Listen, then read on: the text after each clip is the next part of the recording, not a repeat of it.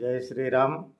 ఈరోజు రాహుగ్రహ యంత్రం గురించి మనం తెలుసుకోవడం జరుగుతుంది. ఈ యొక్క రాహుగ్రహ యంత్రానికి మనకు అంకెలు ఇక్కడ ఇవ్వబడ్డాయి. 13, 8, 15, 14, 12, 10, 9, 16, 11, 9, 16, 11, 13, 8, 21, 10, 31, 5, 36 సంఖ్య వస్తుంది ఈ యంత్రానికి. ఈ యొక్క యంత్రము చాలా ఫలితాలు ఉంటాయి దీనికి. ఈ యొక్క రాహుగ్రహ యంత్రము ధరించినప్పుడు మనం ఈ యొక్క యంత్రాన్ని తయారు చేసుకోవాలంటే ఓం భ్రాం భ్రీం భ్రౌం సహ రాహవే నమః. ఈ యొక్క భా అనే అక్షరానికి జట ఉండాలి. జటా భాతోటి మనం ఈ బీజాక్షరాలని రాసి దాని యొక్క తంత్రము గర్క, రాహుగ్రహానికి ఇష్టమైనటువంటి గర్క వేరుని ఈ యంత్రానికి జోడించి యంత్రం తయారు చేసుకొని తావీదులో పెట్టుకొని శనివారంలో ధరించాలి. మరి ఈ యొక్క ఎందుకు ధరించాలి? ఈ యొక్క రాహుగ్రహ యంత్రము ఎప్పుడు ధరించాలి? ఈ రాహుగ్రహ ప్రభావం వలన మనకు జాతకంలో రాహు దోషం ఉన్నప్పుడు, రాహు చెడు స్థానంలో ఉన్నప్పుడు కానీ, నీచ స్థానంలో ఉన్నప్పుడు కానీ, తేజస్సు తగ్గిపోయినప్పుడు ఈ యొక్క రాహుగ్రహం మాతామహుల యొక్క అంటే తాత ముత్తాతలకు సంబంధించినటువంటి వాళ్ళు, వదినలు, బావలు, వీళ్ళకు సంబంధించినటువంటి గ్రహం కనుక ఈ యొక్క మాతామహుల చింత, వారికి అనారోగ్యాలు ఉంటాయి. వదినలు, బావల విధవరాలతోటి ఉండడం జరుగుతుంటుంది. విదేశీయానం జరుగుతూ ఉంటుంది. ఈ యొక్క రాహుదశ మంచి ఉచ్చస్థానంలో ఉన్నప్పుడు ఈ ప్రయాణం అనేది మన స్థానచలనం జరిగి విదేశానం జరుగుతుంది. దూరదేశ ప్రయాణాలు జరుగుతూ ఉంటాయి. అక్కడ కష్టాలు కూడా ఉంటాయి. నీచ వృత్తి చేసేటటువంటి పరిస్థితి. రాహు చెడు స్థానంలో ఉంటే మాత్రం నీచ వృత్తి చేయవలసి వస్తుంది. జీవనము, సౌఖ్యం లేని భోజనం, సుఖం లేని కలత్రం, అంటే మనకు ఇష్టం లేని భార్య, మనకు నచ్చని గుణాలు కలిగినటువంటి భార్య లభించడం జరుగుతుంది ఆ యొక్క రాహు ప్రభావం వలన. మరి వైద్యులకి అంతు చిక్కని అనారోగ్యాలు రావడం, దొంగల భయం, అధికారుల వల్ల బాధలు, శరీరంలోని అన్ని అంగముల యందు అనారోగ్యం, బయటికి చెప్పుకోలేని బాధలు, ఈ విధంగా రాహు ప్రభావం వల్ల వస్తుంటాయి.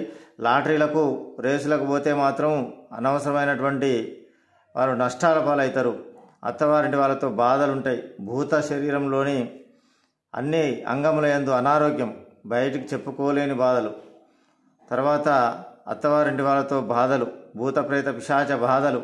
ఈ యొక్క రాహుగ్రహం మనకు చెడు స్థానంలో మరియు నిజ స్థానంలో కనుక ఉంటే మనకు గ్రహ ప్రయోగాలు, ఇతరులు మనకు ఏదైనా చేతబడి లాంటి ప్రయోగాలు చేయడం, మన యొక్క అమావాస్యకు, పౌర్ణానికి మన యొక్క శరీరంలో మార్పులు జరగటం, మనకు వివిధ రకాల ఇబ్బందులు, ఆ గ్రహ బాధలు, ప్రేత బాధలు మనని పీడిస్తూ ఉంటాయి. మరియు రాత్రి వేళ దుస్వప్నాలతోటి ఆ యొక్క రాత్రిలు నిద్ర లేనటువంటి రోజులు కూడా ఉంటాయి. ఆ విధంగా దుస్వప్నములు, సంతాన బాధలు, రాత్రి సమయంలో చెడు ప్రభావాలు ఎక్కువైతుంటాయి. మానసిక వ్యాధులు, విష ప్రయోగాలు, మన పైన ఇతరులు విషప్రయోగం చేయడం, అనుకోకుండా ఎక్కడైనా మనం భోజనం చేసినప్పుడు ఆ విషప్రయోగం మన మీదనే జరగటం, అది రాహు ప్రభావం వల్ల అలా జరుగుతూ ఉంటుంది. క్రిమి కీటకాల వల్ల బాధలు, అనగా కొందరికి పురుగు ముట్టిందని అంటారు, అనగా ఏదైనా సర్పదోషం వలన ఆ యొక్క పాము కరవడం కానీ, తేలు కరవడం కానీ అటువంటి సమస్యలు ఉంటాయి. తర్వాత గౌరవహీనత, సమాజంలో ఎక్కడ పోయినా కానీ మనం ఎంత మంచిగా ఉన్నా కానీ గౌరవం దక్కదు, అక్కడ అవమానం జరుగుతూ ఉంటుంది. క్షుద్రశక్తుల పూజల వల్ల కష్టాలు. ఈ రాహుగ్రహ ఉన్నవాళ్ళు ఎవరైనా క్షుద్రశక్తుల జోలికి వెళ్ళి ఆ పూజలు చేసి నేను ఆ సిద్ధి పొందాలన్నటువంటి అటువంటి చేష్టలు ఉంటే మాత్రం వారు ఇబ్బందుల పాలయ్యేటువంటి అవకాశం అయితే ఉంటుంది. అదేవిధంగా ఇతరులు క్షుద్రశక్తులు పూజ చేసే వాళ్ళు కూడా మనపైన దృష్టి పెట్టి మనపైన ఏదో ఒక రకమైన ప్రయోగాలు చేసేటటువంటి పరిస్థితి కూడా ఉంటుంది. కనుక బాల్యంలో ఈ దశ వచ్చినటువంటి వారికి విద్యలో ఆటంకాలు వస్తాయి, అనారోగ్యాలు వస్తాయి. యవ్వనంలో రావు దశ వస్తే నీచ జీవనం, సేవకా వృత్తి, ఇతరుల కింద సేవ చేయటం, అత్తగారి వాళ్ళతో, సంతానం వాళ్ళతో బాధలు, వృద్ధాప్యంలో మతి స్థిమితం ఉండదు, అనారోగ్య బాధలు.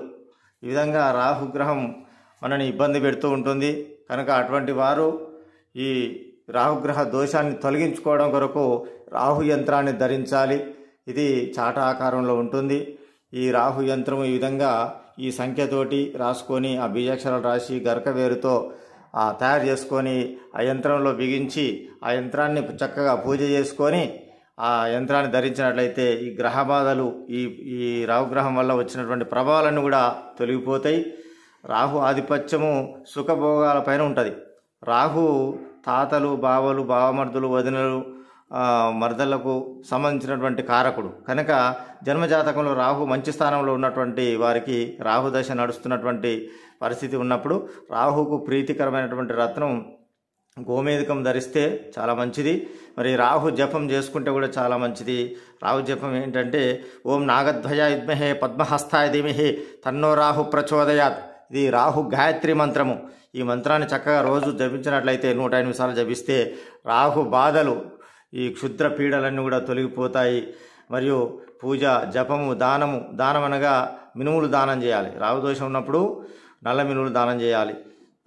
తర్వాత ఈ యొక్క మంచి జరగాలంటే మానసిక వ్యాధులు, కార్యభంగాలు, గౌరవహీనత లేకుండా ఈ యొక్క యంత్రం ధరించిన వారికి చక్కగా గౌరవం కలుగుతుంది.